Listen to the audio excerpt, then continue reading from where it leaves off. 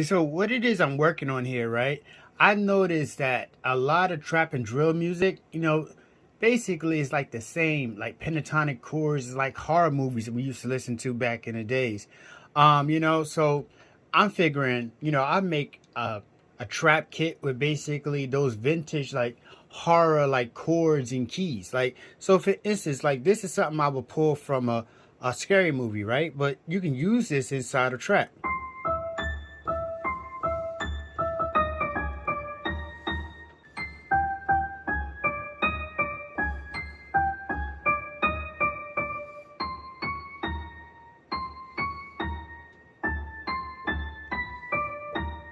Oh shit. That shit says 666.